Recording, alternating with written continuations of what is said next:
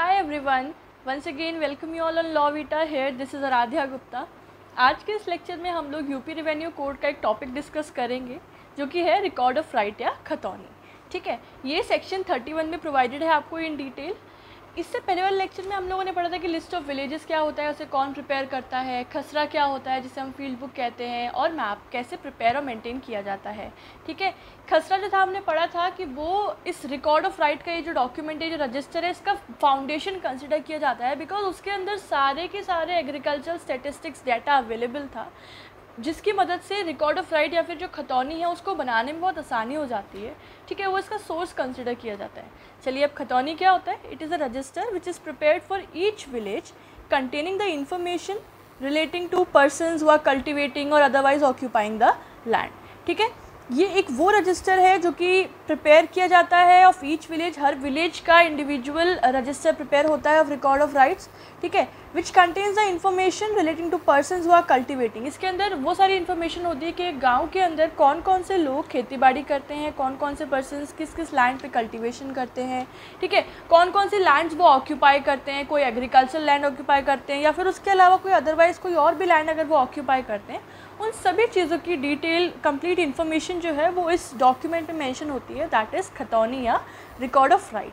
ठीक है, अब इसके क्या क्या पर्टिकुलर्स होते हैं ये हमें सेक्शन 31 बताता है कि इन डिटेल ये प्रिपेयर कौन करता है, मेंटेन कौन करता है और इसके क्या क्या एसेंशियल इंग्रेडिएंट्स होते हैं. अच्छा, इसको डिटेल में पढ़ने से पहले आप लोगों को रिकॉर्ड ऑफ राइट और खतौनी के बारे में थोड़ा बताना है कि देखो, ये दोनों बिल्कुल एक चीज़ नहीं होती है. हम लोग इसको कोरोलरी वर्ड की तरह यूज़ कर लेते हैं, इन रिप्लेस यूज़ कर लेते हैं, but there is a slight difference between these two terms. ध्यान से सुनो. Record of right is that document which is maintain by collector.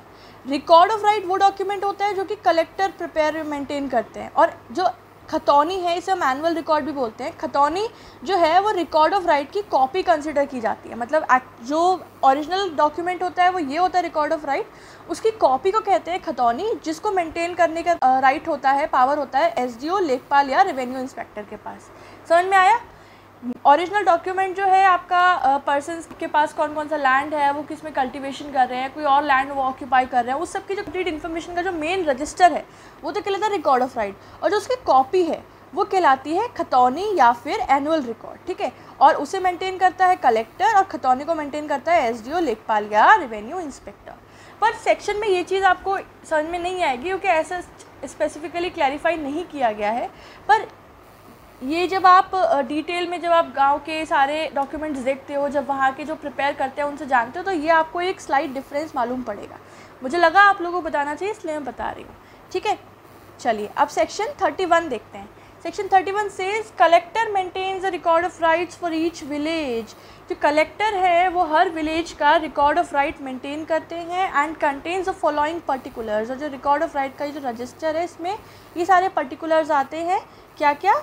Name of tenure holder. Tenure holder पर वो व्यक्ति जो कि लैंड होल्ड कर रहा है, ठीक है, जिसके पास पोजेशन है होल्डिंग्स का. तो जितने भी गांव के अंदर टेन्योर होल्डर्स हैं, जो भी अपने किसी न किसी अलग अलग लैंड्स में अपना राइट्स ऑक्यूपाई कर रहे हैं, पोजेशन होल्ड कर रहे हैं, ठीक है, चाहे वो एग्रीकल्चर लैंड हो चाहे वो कोई नॉन एग्रीकल्चर लैंड हो, उन सब लोगों के नाम, ठीक है, उनके जो प्लॉट्स हैं उनके सर्वे नंबर या प्लॉट नंबर, उन प्लॉट्स के एरियाज़, ठीक है, हर इंडिविजुअल प्लॉट का क्या क्या एरिया है, क्या क्या डायमेंशंस हैं वो. इसके अलावा nature and extent of shares of tenure holders. जितने भी टेन्योर होल्डर्स हैं, जितने भी भूमिधर्स हैं, उन लोग की जो लैंड्स हैं, उन लैंड्स पे क्या किसी भी तरीके की कोई कंडीशन इम्पोज तो नहीं है, अगर है तो वो कौन सी कंडीशन है, अगर उन पे कोई लाइबिलिटीज़ इम्पोज है किसी भी तरीके की, चाहे वो गवर्नमेंट असर्टेन लाइबिलिटी है या कोई प्राइवेट लाइबिलिटी है, तो वो क्या है वो भी इसी डॉक्यूमेंट में मेंशन किया जाता है. इसके अलावा रेंट और revenue which is payable to or by such persons.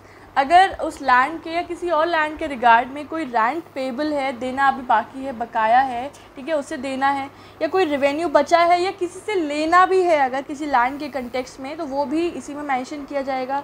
Particulars of all land belongings to or vested in state government, central government और लोकल अथॉरिटी। इसके अलावा इस जो विलेज का डॉक्यूमेंट है रिकॉर्ड ऑफ राइट, इसके अंदर वो सारे लैंड्स भी और वो सारे लैंड के पर्टिकुलर्स भी मेंशन किए जाएंगे जो कि स्टेट गवर्नमेंट वेस्ट कर रही है, जो स्टेट गवर्नमेंट के डायरेक्ट कंट्रोल में है या सेंट्रल गवर्नमेंट के डायरेक्ट कंट्रोल में है, किसी लोकल अथॉरिटी उसको वेस्ट या होल्ड कर रही है। ठीक है, तो वो सारी लैंड्स का भी जो भी पर्टिकुलर्स है, जो भी इंफॉर्मेशन हैं, वो रिकॉर्ड ऑफ राइट में of that particular village mention किया जाएगा।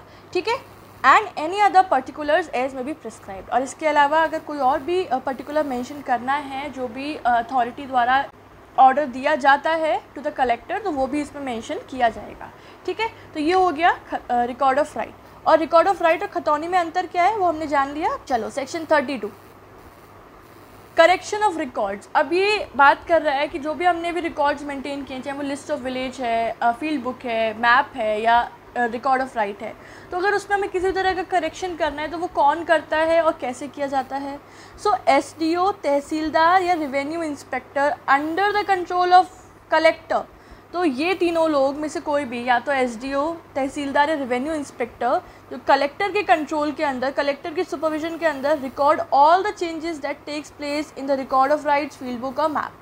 अगर इन तीनों डॉक्यूमेंट्स में से, इन तीनों रजिस्टर में कोई भी चेंजेस आते हैं तो वो सब जो है वो रिकॉर्ड करेंगे एसडीओ, तहसीलदार या revenue inspector, plus all the transactions that में अफेक्ट एनी राइट और इंटरेस्ट विच आर रिकॉर्डेड। ठीक है, अगर किसी भी ट्रांजैक्शन की वजह से, कोई रेवेन्यू कलेक्शन की वजह से, कोई रेंट पे किया गया है उसकी वजह से अगर कोई भी चेंजेस आ रहे हैं या अफेक्ट कर रहे हैं किसी के भी राइट या इंटरेस्ट के ऊपर, तो वो भी इन डॉक्यूमेंट्स में, तो उन सभी चीज़ों को भी जो तहसीलदार, रेवेन्यू इंस्पेक्टर और एसडीओ है उन्हें रिकॉर्ड करेंगे। ठीक है, पहला क्या था, कोई भी अगर चेंज इन तीनों डॉक्यूमेंट्स में आ रहा है, और दूसरा अगर कोई भी ऐसी ट्रांजैक्शन है जो राइट्स या इंटरेस्ट को जो भी रिकॉर्ड किए गए हैं इन डॉक्यूमेंट्स में उनको अफेक्ट कर रही हैं, उन सब चीज़ों को रिकॉर्ड किया जाएगा।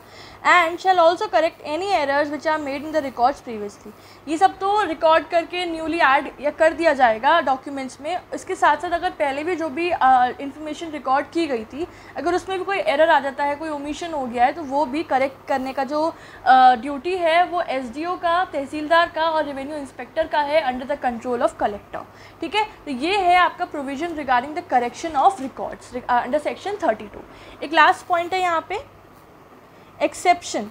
एक एक्सेप्शन है इस चीज़ से रिलेटेड, इस प्रोविजन से related. No such any application for correction of error shall be acceptable which involves claim based solely on possessions and involves a complex question of title.